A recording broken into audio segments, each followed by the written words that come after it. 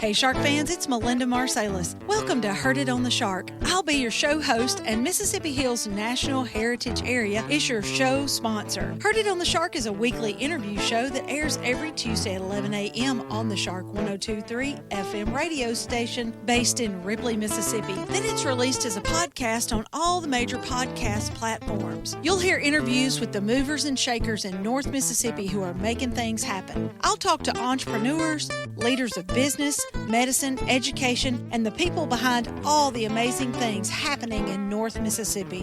When people ask you, how did you know about that? You'll say, I heard it on the Shark. Heard It on the Shark is brought to you by the Mississippi Hills National Heritage Area. We want you to get out and discover the historic, cultural, natural, scenic, and recreational treasures of the Mississippi Hills that are right in your backyard. And of course, we want you to take the Shark 102.3 FM along for the ride. Musical credit belongs to Hill Country Blues guitar legend Gary Burnside and the late great Buddy Grisham, playing Long Way Home from their album Acoustic Brothers, which was recorded at Sun Bear Studio in Ripley, Mississippi.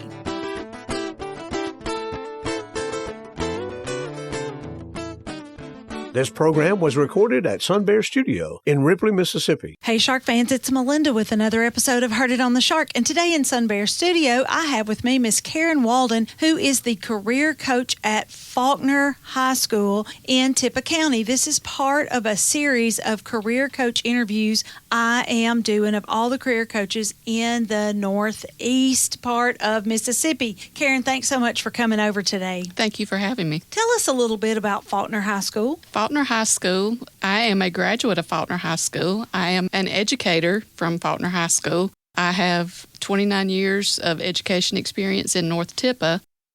Falkner High School is a 1A school, about 475 students pre-K through 12. Wow, Karen. The whole of your life at Falkner. At Falkner. That's pretty cool. It is.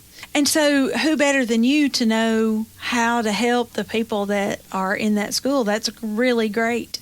I know that a person that I worked with earlier, Kelly Fryer, is at Pine Grove, and she had taught at Pine Grove before she became the career coach, and I feel like that is good because you already know what goes on out there. I know the community. I know the students. I know the parents. I went to school with a lot of the parents, so, it's just a great environment. And you want what's best for your community so that your community gets better together. Correct. Okay, tell me a little bit about, how long have you been a career coach? What are some of the things that you've learned since you started? So this is our third year as a career coach. When we first started, we didn't know what we were doing. We just jumped in, started working with the seniors, trying to expose them to everything that we could, realized that, we need to try to jump down a little bit. So we've started reaching out to middle school, 6th, 7th, and 8th grade, and then have even gone below to elementary. Do you feel like the younger children are as receptive and ready to think about careers? Is it a bigger stretch to get people that are grown and about to head out, or is it harder to get the younger kids? It's the younger kids are eager. They're excited. They can't wait for you to come in. They want to know more about it. They know a little bit about what careers are and what people do, so they're hungry. They're receptive and want to know more about, jobs and careers and what people do in their community. So just say briefly, what are the areas that you try to get kids ready for upon graduation? Well, you want to expose them to any type of career that they're interested in. We want careers that they are interested in. If they're not interested in it, they're more than likely not going to do 100%. So we expose them to the career. We want to allow them to job shadow, if at all possible, to make sure that this is what they want to do. If it's not, then we need to move on to something else. We also want to fill out college applications, scholarships, FAFSA, everything that they need to be successful once they leave high school, whether it's to go on to post-secondary, to go to a job, or to enlist in the military. Okay, so you try to help them get enlisted in military as well, or find a technical career, a 2-year degree, a 4-year degree. You're not in particular looking for them to do anything, just to plug into what it is that would be best suit them. Correct. We want what's best for them, what they want to do, and then whatever their plan is, we want to put them on a path to get there. I think it's wonderful that you guys help them with all that paperwork. That's hard stuff. It's hard stuff. I mean, did you have kids that went to college and you had to help them? I did, and I still do it. It's terrible, isn't it? It is. To sit with your own kid and try to work all that out. It is. So that's great to be their parent for them. Their advocate. They need it. And you guys, I assume, go and visit colleges and industries and such as that. Correct. We're going Friday to Northeast now. The juniors will be able to go and tour to see all the different programs Northeast has and all the opportunities that are available to them. And then we'll be going to Toyota, to Ashley. There's several different industries that we'll be touring. And, of course, you have your guest speakers coming in as well. Do you have your military recruiters come to the school as well and they talk to the students? Yes, we've had the Army come. We have the Marines, the Coast Guard, the National Guard, just about any of them. And are you finding kids receptive to that once they kind of figure out some of their options for that? Yes, they're all receptive to it. Are any of them doing like ROTC in college? I don't have any that are doing ROTC. Okay. It's just interesting to me, the different choices that they have out there. I want you to talk about the way that you think that career coaches as a whole are changing the face of education in Mississippi. It's an awesome opportunity. I wish I would have had something like this when I was in school. Exposing the students to all the types of careers that are out there, not just what they know. There's so many opportunities available to them. If post-secondary is not for them, there's different skills and trades that are available, and a lot of opportunities right here in Tippah County that I didn't even realize till I started this career coach position. It's amazing what we have accomplished in just 3 years. I can only imagine what it's going to be like, in 5-10 years.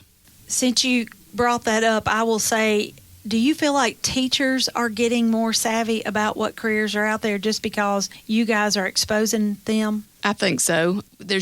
We've been exposed to so much and are able to bring it back to the classrooms, to the teachers and the students.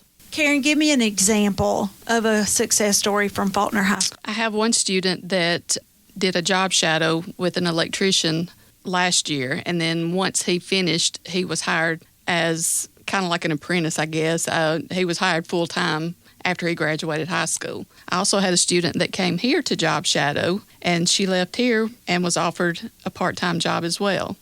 Yeah, she was great. So just seeing the students being able to succeed, helping one student at a time, it's what it's all about.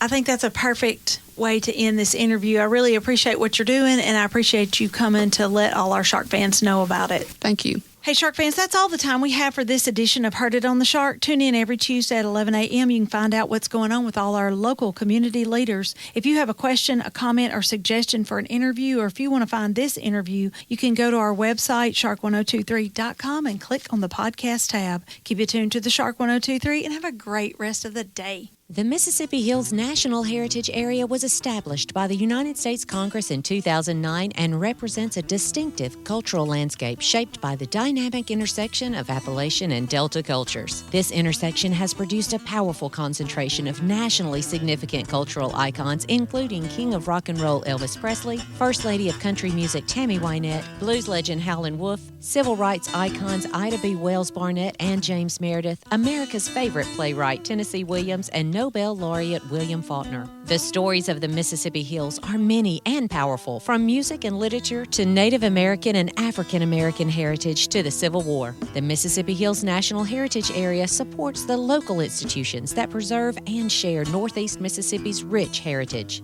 Begin your discovery of the historic, cultural, natural, scenic, and recreational treasures of our region by visiting the Mississippi Hills National Heritage Area online at mississipphills.org. This show is made possible by JC Media, LLC in Ripley, Mississippi. JC Media owns the Shark 102.3 Classic Rock FM radio station where the show is hosted, and Sun Bear Recording Studio where the interviews are recorded.